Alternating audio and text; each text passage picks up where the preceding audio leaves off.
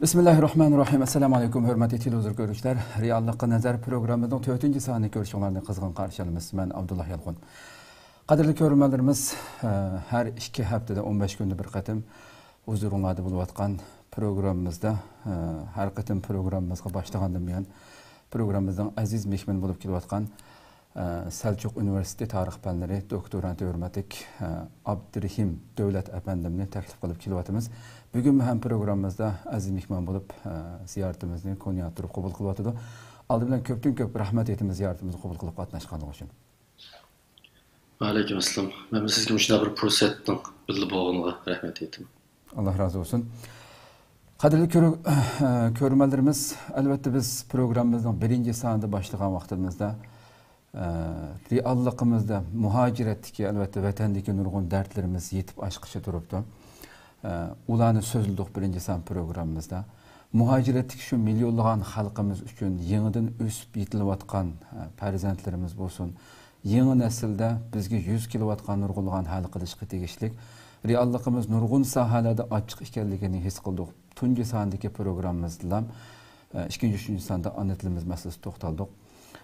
Birinci sanda biz nurgulgan sahalardagi boşluklarimizni his qilgandik. Elbette bunu her san programımızda ma'lum bir temin tutkan asasda onu bir güzel bir diagnoz kılıp onun qandaq bir çıkış yolu tepişimiz keraklığı hakkında programımızda küçümüzden yetişe toxtulğanlığımız degan edik. Şunun için biz bugünkü sanımızda şu aile hayatımızdaki aile medeniyetimiz qanday bo'lishi kerak degan e'londa bergandek bunun da toxtalımız. Elbette hem de hürmetlik Abdurrahim Dövlət Efendi birinci san programımızda şunda bir narsaga sözünüzden içinde muşum bir noktani en ahirki sualımga cevap beriş jarayonida ayrım bir tem bo'lishi kerak. Yani reallıqımızda haqiqiy to'g'ri shaklda tushunamdik deb so'ragan vaqtimda shu bir javobni bergandingiz. Albatta bu keng bir tema. Ayrım bir to'xtalishimiz kerak, ayrım bir san bo'ldigan bir bölüm bo'ldigan bir sual bu deb kelib şunun içinde tilga qaldırmamızın içinde aile medeniyetini tilga qaldırdınız hem de. Şunun için elbette onun içinde bu tarihimizni o'qishninki qanchalik zarurligi, çünkü tarihimizni o'qigan vaqtimizda bugungi qanday gap qilganligimizni tushungili bo'lganligini tilga olgandingiz. Bunu inşallah yana ayrım sanda to'xtalishni umid qilaman.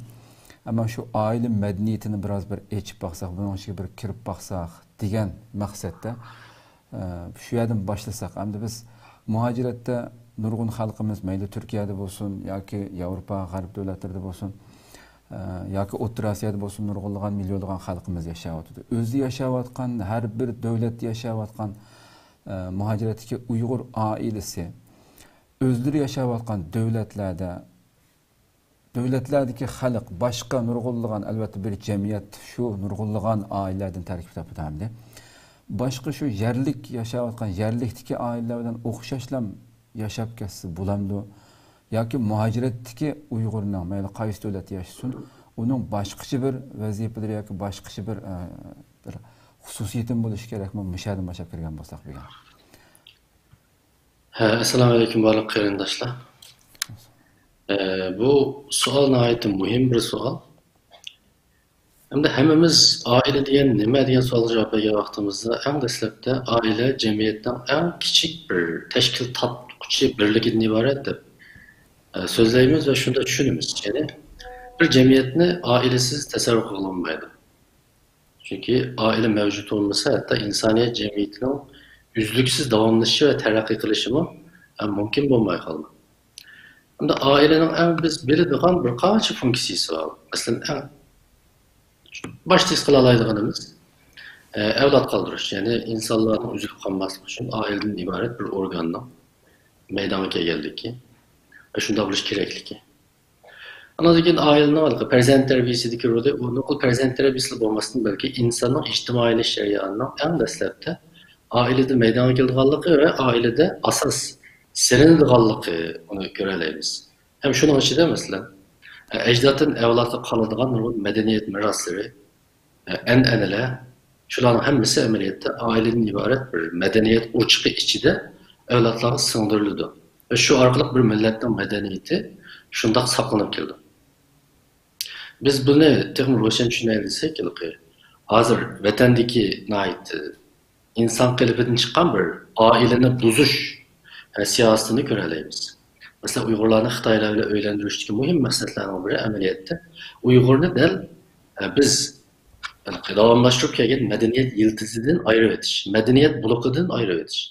Yani bizni kimlikimizden menbesinden üzüp etiş.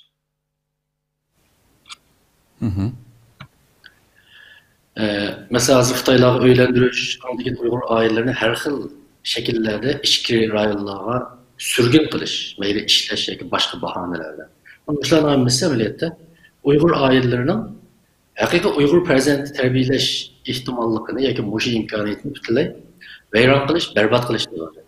Mushuni o'tini aytgan vaqtda bizning hozir oilaga ahamiyat berishimizning naqadar zarurligini biz mavjud hozir yuz berayotgan mushu krizis nuqtasidan qarasak ko'ra olamiz. Endi mening demoqchi o'g'lim bu. Bular orqali nima demoqchi desa, biz hozir vatanning sirtida, vatanning mustaqilligi uchun, Uyg'urlarning erkinligi uchun nurg'un siyosiy mujahidlarni bizning tashkilotlarimiz qilyotidi. Ba'zi ziyolilarimiz, o'limalarimiz o'zi bilgancha ilm yo'lida kurash qilyotidi, harakat qilyotimiz. Lobbichilik, tashkilotchilik, mediadagi tashviqot, ilmiy tadqiqot, mana bularning hammasi ma'lum shaklda bizning siyosiy mujahidlarimizning bir qismini tashkil qildi. Endi men bugun demoqchi o'g'lim, endi chet eldagi muhojiratga Uyg'ur oilasi nuqul farzandni yaxshi tarbiyalaydigan. Bir ayol bir yerga kelib, farzand ko'paytiradigan bir ijtimoiy organ mushu sifatni hozirlasa yetarli bo'lmaydi deb o'ylayman. Endi muhojiratga Uyg'ur oilalariga bir siyosiy funksiya qo'shilishi lozim. Ya'ni vatanning kurashi, vatanni mustaqil qilishdan iborat. Bizni erkinlikka erishtirishdan iborat bu kurash nuqul medialarda tashkilotlarning lobbichilik faoliyatlari bilan cheklanib qolsa yetarli bo'lmaydi. Chet eldagi har bir Uyg'ur oilasi vatan uchun kurash qiladigan birdan mustahkam bir qo'rg'on. Bizning kimligimizni qo'llaydigan bir qo'rg'on. Kelgusi davo izbosarlarini yetishtiradigan bir maktab. Mana mushu funksiyani hozir har bir Uyg'ur oilasi o'z ustiga olmasa, bizning 5 yil, 10 yildan keyingi kelgusimizni tasavvur qilish mayli tas. Men shuni tasavvur qilsam, ba'zi biroz ansirayman. Biroz qo'rqaman. Har bir Uyg'ur oilasi cho'qim biz yoki men bir dada yoki bir ana, men o'qil balamni yaxshi boqadigan bir dada, bir ana debli qarasa bu faqat yetarli bo'lmaydi. Cho'qim men vatanning kelgusi uchun kurash qiladigan bir jangchi, bir kurashchi tarbiyalaydigan bir maktabning mudiri deb mana o'ylasin. O'zining funksiyasini, o'zining vazifasini mana mushu yuksaklikda, ya'ni mushu siyosiy nuqta turib qaragan vaqtda uning oila turmushida yana yeni bir ma'no paydo bo'ldi. Uning oilaviy hayoti yeni bir yuksaklikka erishdi. Aldın xittim ama til hakkında sözüge vaqtda ana tilini saqlashni eng birinchi vazifani ustiga olgan organning oila ekanligini tilga olgan. Ele ham hozirmi? Shuni qisqacha ta'kidlashni zarur deb o'ylayman. Chet eldagi Uyg'ur farzandlarining kelgusida vatanini suyadigan, millatini suyadigan. Shundaqla shu davlatda yaxshi o'qib va o'ziga iqtidor hozirlab şu iktidarı bilen vatan için kurash qilgan va o'zining jilni boqadigan holga kelish uchun vatan millat tuyg'usini oiladan iborat bir maktabda, ota-onaning o'rnakligida va ulguligida yetishtirmasak, bundan boshqa choramiz yo'q. Hech qaysi davlatdagi, hech qaysi maktab bizning vatanparvarlik, millatso'yarlik hissiyotimizni xizmat qilolmaydi. Faqat bu vazifani oilalar ustiga oldi. Oila o'zining farzandini shu xil muhitda cho'ng qilish orqali anavikin kelgusida shu davoni o'z ustiga ola oladigan bir kurashchan bir avlodni yetishtira oladi. Mushu nuqtada birinchi qatim ta'kidlaydiganim muhojiratdagi Uyg'ur oilasi madaniyat miros qoldiradigan yerlar emas. Oila tarbiyasini qiladigan maktablar emas. Eng muhimi hozir bu bir siyosiy mujodalaning eng oldingi sepi. Men mushuni ta'kidlamoqchi. Endi ikkinchi savolim. Xo'sh. Unda qolsam-da sizningcha shu siz so'zlagan shu nuqtadan chiqib turib, endi albatta nurg'un dardlarimiz va mayli qaysi davlat yashayotaylik, farqli holatda imkonlarga egamiz davlatlar farqli bo'lib turgan. Mushunda bir jamiyat xilma-xil madaniyatga ega bo'lgan bir jamiyat yashayotgan xalqimiz Uyg'urlar. Sizningcha Uyg'ur oila madaniyati barpo qilishi mumkinmi? Bunun muhim nuqtalari qaysilar buniki? Bu so'rovingiz nihoyatda muhim. Men yaqin bu ixtiroz o'ylanyapman. Muhojiratda Uyg'urlarning o'ziga xos bo'lgan bir Uyg'ur oila madaniyatini barpo qilishi ham mumkin, ham muhim. Muhim deganimizda, uning muhimligini boshida birinchi savolda biroz buningga bu vaqtdagi ba'zi qarashlarni degan bo'ldim. Xo'sh. Mumkinligi to'g'risida aytgan vaqtda har bir ota-onaning uzluksiz, armas bir tirishchanligi va astoydilligi bilan ailening ichida Uyg'urning o'ziga xos cho'qim bo'lishga tegishli bir oila madaniyati barpo qilishi butunlay mumkin.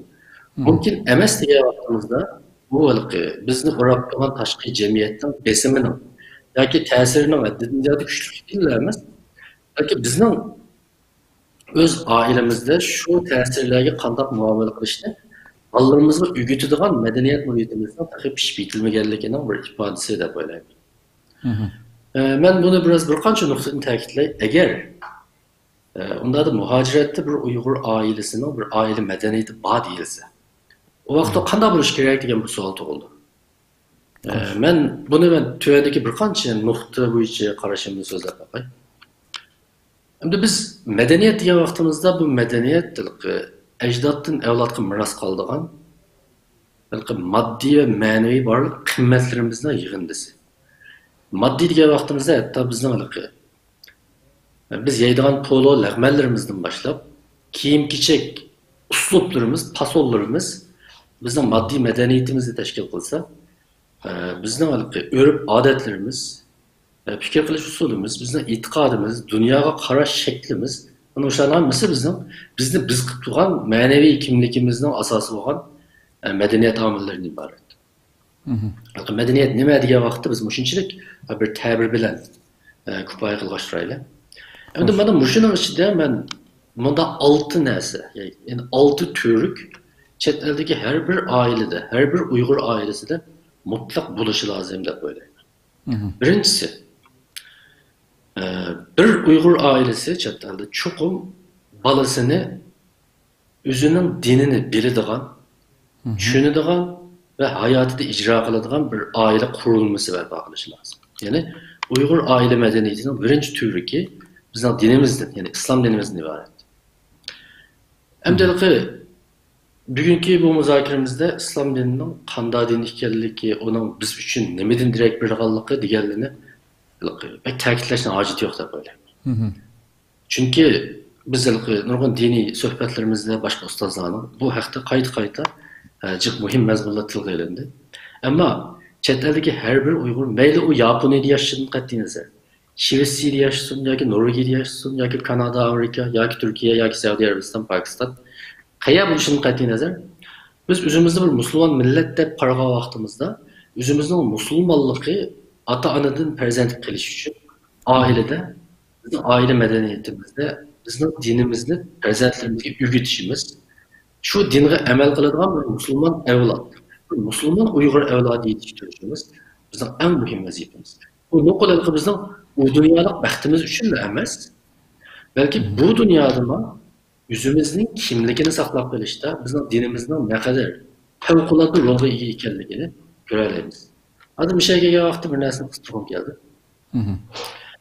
Doktor Asad Sulaymon akimizning O'zlik va kimlik degan asarida shu 1909-yillarning boshlarida 1890-yillar atrofidagi shu 30-40 yil davomida Yakan va Qashqarda Angliyalik va Shvetsiyalik, asosiy Shvetsiyalik din tarqatuvchi missionerlarning kirib Uyg'urlarning Xristian dinini taqtish uchun jiq tirishganligi yozilgan. Onun da bazı misallar verilgan, ona qiziquvchilar shuni o'qib baxsi bo'ldi. Hazır Gunnar Yarın kütüphanesi da hazır Şivist Lund Üniversitesi'nden. Bir türküm şu vakitte Kaşgar matbaasida besilgan 300 parça qo'lyozma eserler var. Bersin matbaasi. Şu eserlerin içinde bir qarab baxsan, şu vaqtda İncil'nin tercümesi. Mesela Yahudilarning, yani Tevrat'ның Tekvin degan ismda besilgan, şunun tercümesi Uyg'urchaga tercüme qilinib, besilib bo'ldi ekan. Şu vaqtda.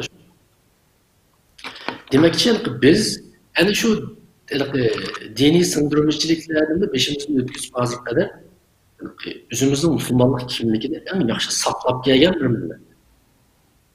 Hoş. Vatanın içindeki Xitay'ın keyinki siyasetlerinin hazır kanaat yırtqıç hale gelişine mühim sebeplerinden biri de bizden bu özümüzün kimliğinin bu şu yadrosu olan dinimizde ne kadar Çin esilganlığımızdan 70-80 yıllar yani. Şununla taktı tuşa, şununla sever kullanmayı hem de bu müde hep alcırlaştı da böyle gerçi nurgun sebepleri olsun mu onun? Çünkü 70-80 yıllık bu müstemliki devamında ben altın katım kısıçında büyüttüm. Uygur cemiyeti de şunca adetini terbiyesi edip verilen olsun mu? Resmi dinini Allah'ı inkar eden bir adetin çıla katlımı şekillendiriyor. Yani biz kılıvatkan, biz hazır adetimizdeki ekilatkan bu en güçlerimiz bizden bu dünyalıkımız için o kadar mühim demek. Çünkü aslında dünyasıya kılış, yok ediş diye vakıtta Xitaylar tarafından bu fizikilik yokluğunu gözde tutmayız. Yani bizde tulup cismani cihette kırgıntıp öldürüldüğünü gözde tutmayız. Eğer Uygurların hepsi Xitay'a aylanıp geçse, mesela sakallık Xitay'da olup geçse değildi, o vakitte hazırlıkta kırgın, hazırlıkta zulüm olmaz kalmalı. Çünkü biz buna tuğallıkımızdan ibaret şu amel, bizim hayatımızın mənasıymış yani. Biz bunu yokatmaktığımızda hemen nesil yokatkan bulunmaz. Bu dünyalığımızın emez, o dünyalığımızdan ayrılamayız. Şuna bunu ben çık təkidləmək. Yani her bir, bunun için önemli. Bu iş mühim bir nokta. Her bir Uygur ata-anası, bir Müslüman bunu süptüyle, özünün prezentiye balalık vaxtıda özünün dininin en tüpki bilimlerini ügüte eləydiğen, şunu sımdırı eləydiğen, en akalli sapağına egi buluşu lazım, şu xil dini bilimini en ağır ügünüşü lazım diyen yana. Çünkü mesela Türkiye'ye okşaş dini muhiti küçük devletlerde yaşayanlar, belki bir kurslu bir iş arkalık, belki benim bir ustazını tutup bir iş arkalık, bunu az buna çocuksu giderleşi mümkün bu. Hoş. Eğer onda emez, yani gayri İslami devletlerde yaşayanlar, gayri Müslüman devletlerde yaşayanlar, etrafında hiç kanda bunda kişi yok. Bunda kanda kıldım, ata-anıma dayanmaya ama yok. Yani bir ata-anım, özünün dininin en deslepki, en akallisi değil, namazlı kandan okuyumuz. Bizim dinimizden itikadi sistemi sağlık kandak. Peygamberimiz adı kandak peygamber, onun hayatında ne işlemi var? Diyende en başlangıç seviyeye ilgi buluş, daha da asan. Onun şöyle kıyın tespitler. Bugünkü internet dünyasında bu tek asan. O kanda asallığını sözlemeyi. Ama ikinci mühim nokta, biz dinli ügünüşümüz gerekli ya vakıtta, tabi yüzünde ben deyim, ikinci mühim noktamız. İlim ben. Bizim aile medeniyetimizin ikinci türlü ilim ben. Yani ilim ben buluşu lazım. Bizim ballarımız bir taraftan dinli ügünüş yüzünü alıp, dinin kimliğini saklap kalıştığına birge. Çünkü mazırkı zaman ilim benini mekteplerde en yaxşı okuşturuşu lazım. Ata-anılı bunu var. Fevkuladı 3 kişi lazım. Yani bunu ben ata-anılı en akalli bir nesini təkidləşimdən səbəbi biz hər vaxt Uyğur cəmiyyətində bundan tutuqlu erişlik görürüz. Ballarımda dini oxutmaya deyə vaxtda təbii fəqət məktəbdən dərslərə əhəmiyyət verməydiğən bir atlanma. Az ki məktəbdə oxutdum deyə vaxtda ballarına dini savadlara fəqət qarı olmaydiğən bir atlanma. Bunun ikilisi oxşaş bir nadallıqla iki xil ifadəsi də böyləyim. Hoş. Mening balam dinni ügensili bo'ldi, ilm bilan o'rganishning hech qanday hojati yo'q deb qarash qanday nodonlik bo'lsa, mening balam maktabda yaxshi o'qisa bo'ldi, dinni o'rganishning hojati yo'q deb qarash o'xshash. Bundan beri yana o'xshash nodonlik.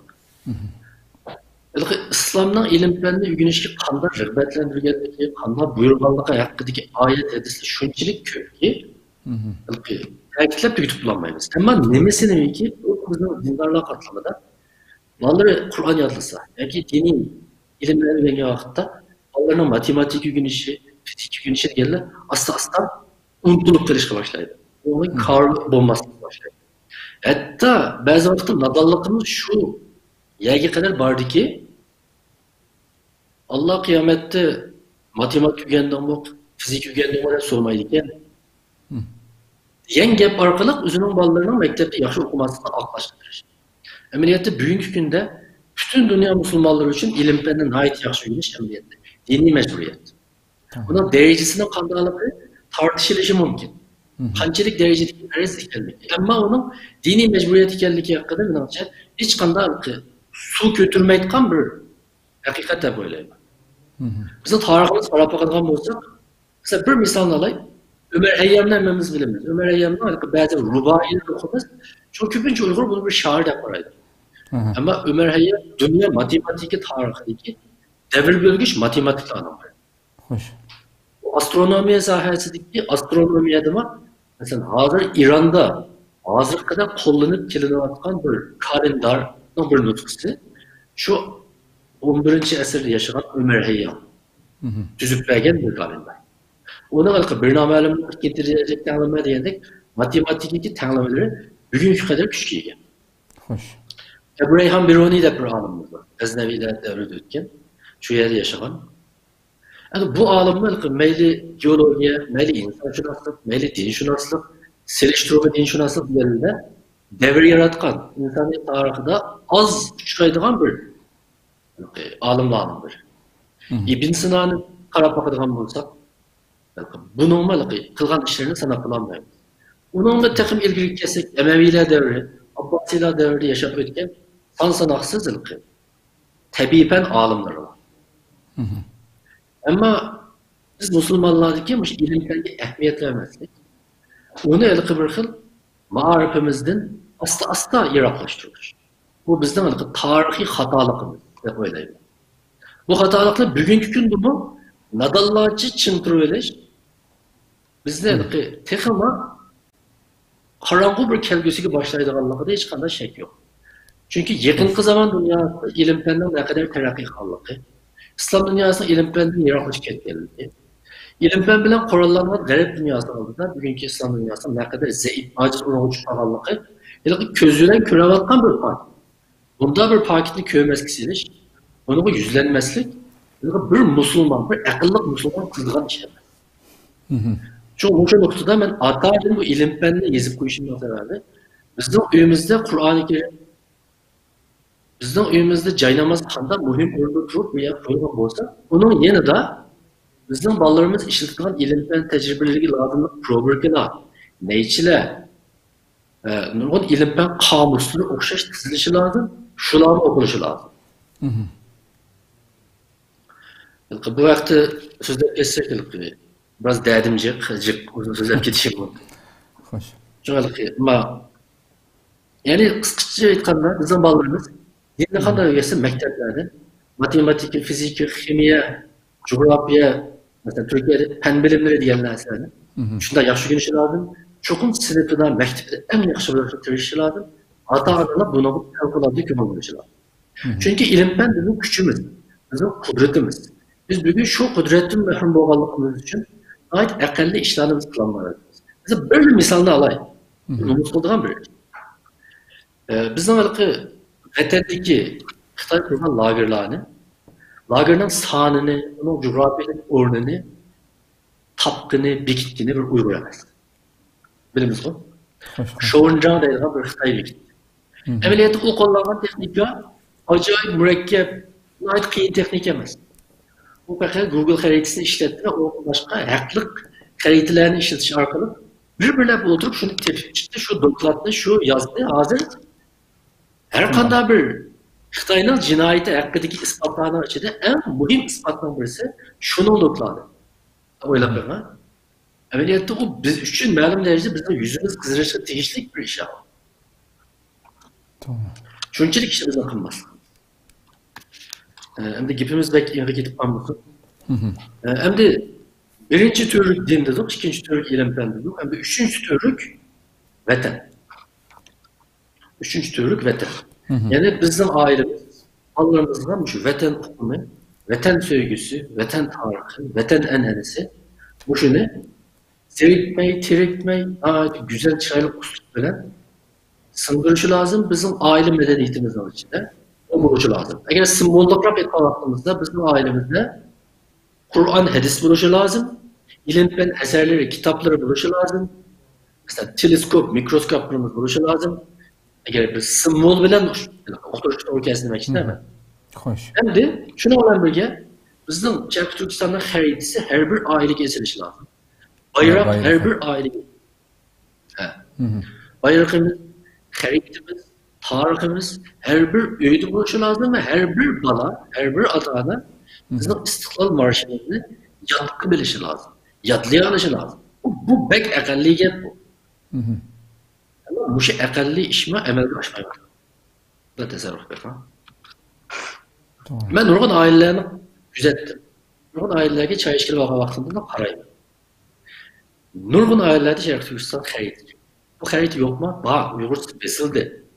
Hazır İstanbul'daki nurgun kitapxanalarda kütübesi bir yatdı. Onu bizden ballarımızda kişiden başlar şu xəritin köyüsünü. Bizden deryalarımız, kumluklarımız, dağlarımız, şehirlerimizde yatlıdı yetişiyor. Bu ters iş mi? Ters iş mi? Çünkü onu bilmeyi durup kanda vatanperver bir bana terbiyeleştirdi. Hem de dördüncüsü ameliyatım şu vatan hukumundan ma'lum cihetler birdeklikka ega. Şunda adı bu ma'lumi texmi uçuk bolsun deb o'yladim. Yani millet söyerlik, milletperverlik. Yani bizim ailemizde Uygur milleti degan bu hukum bizim aile medeniyetimizin en mühim türlüklerinden biri. Uygurluk nimeden direkt Uygur edebiyatı diyen nime, Uygur tarihi diyen nime, Uygur medeniyetideki bizim bu tarih medeniyetimizi teşkil tutan yegane simbollu kimler? Mesela bir Uygur balası vatan sırtı diye yaşaydıgan ailelerde çoğun boğan. Eğer bu Yusuf Kasacık'ın kimlikini bilmese, Mehmet Kaşkari'ni okumasa, Abdurrahim Ötkür'ün izni yazganlığını okumasa, biz nimeге asasen bunu bir Uygur balası diyemeyiz. Şuna bu mu? Okşaşlar biz mesela bizim milletimizin tarihi, milletimizin en kıymetli medeni mirasları, sanırımızı bizim ailemizde oyun elişi lazım.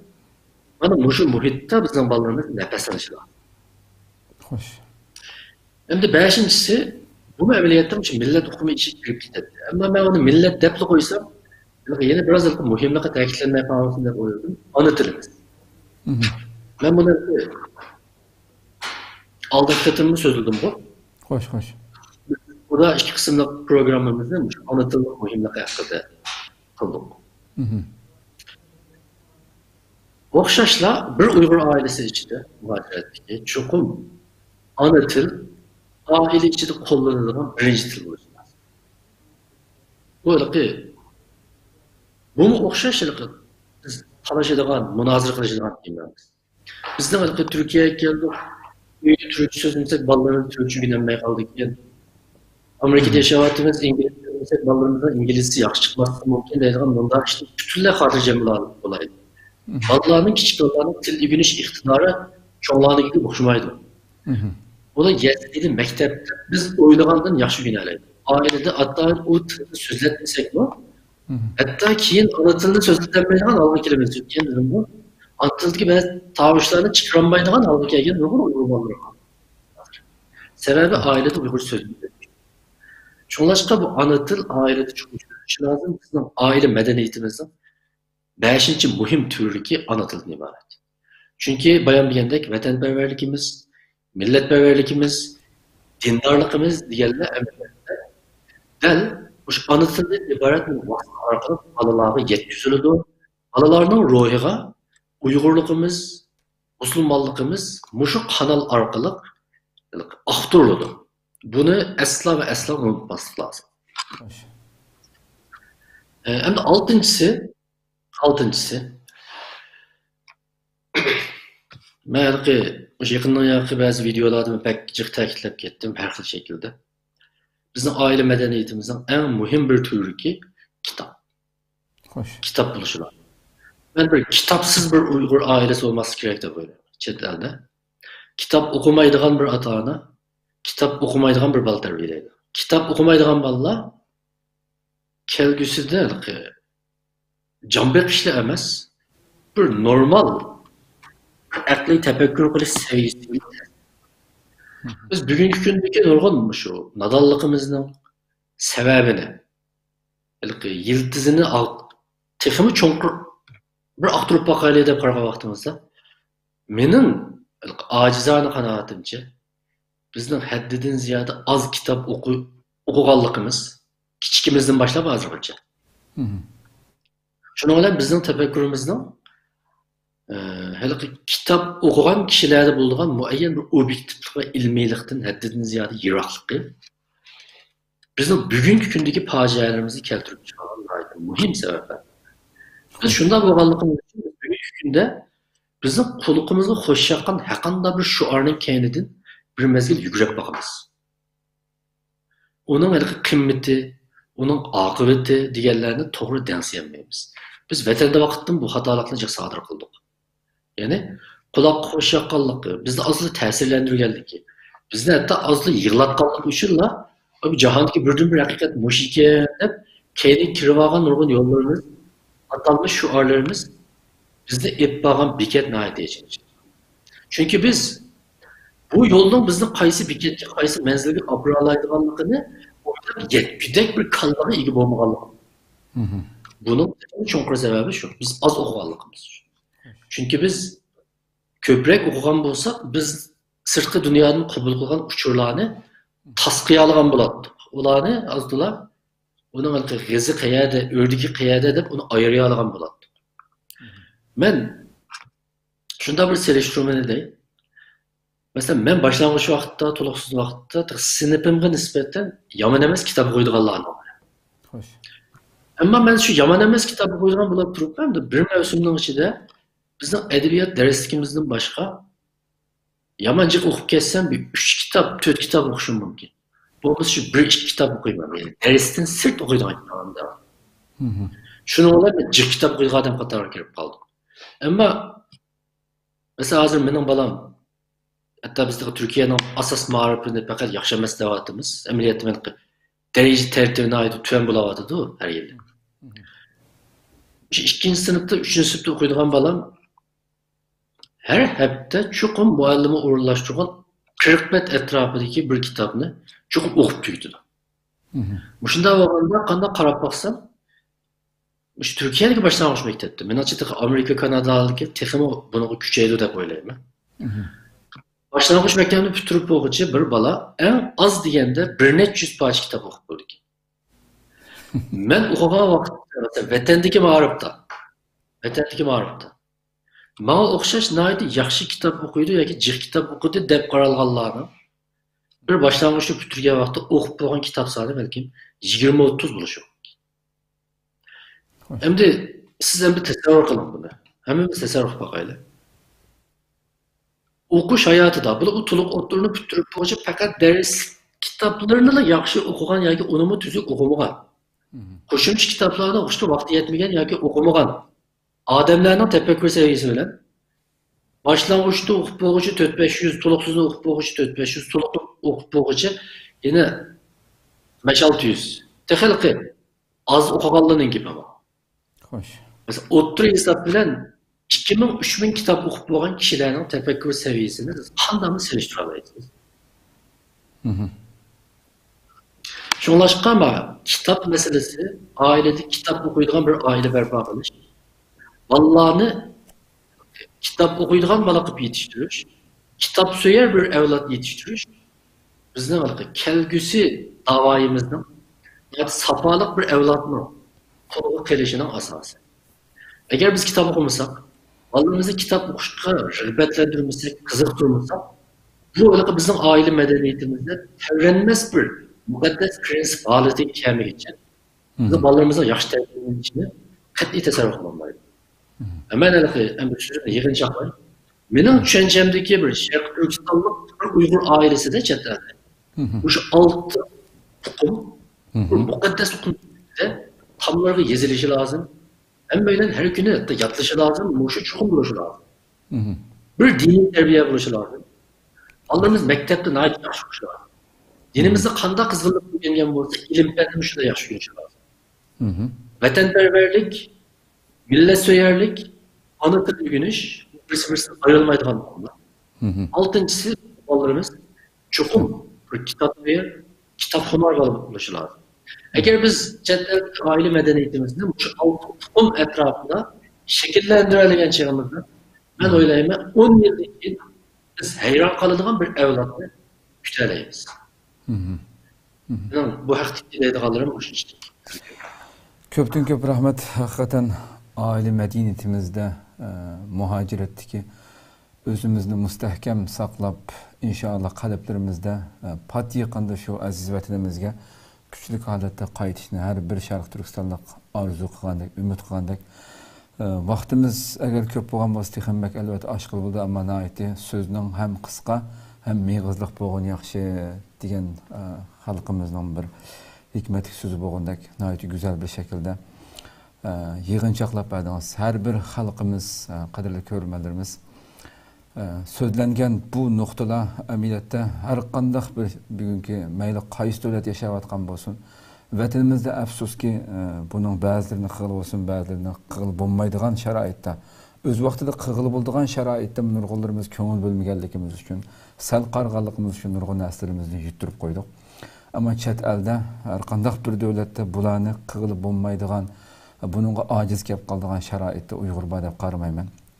Faqat bizdagi qalbimizdagi shu millatimizga bo'lgan, o'zimizningki kelgusiga bo'lgan, avlodlarimizningki kelgusiga bo'lgan andisha, uningga bir haqiqiy bir kuyinish, vijdoniy bir urg'ib chiqadigan bir hissiyot, tuyg'u bo'lgan vaqtda buni 100 holatda elib ma'nolaydiganligimizga ishonchimiz komil deb qarayman. Nayati bevosita eliblam qilib bo'lgan shakldagi ijroatlar bularning hammasi. Rabbim inshaalloh ömür bəsi aldığımızdaki sandım yani farklı mavzularda, ekranlarda bulunuz. Allah razı olsun. Tekrar köptün köp rahmet etmen hürmetlik Abdurrahim Dövlet Efendim'e kıymetli vaktini çıkarıp bu sohbetlerini kılıp atkanlıkların bize ziyaretimizi kabul kılganlık için köptün köp rahmet. Undaq bolsa kilerki san programımızı görüşükçe aman boğayslar körülmelerimizden duası salamları için köptün köp rahmet etimiz elbette. Esselamu Aleyküm ve Rahmetullahi Teala ve Berekatuhu.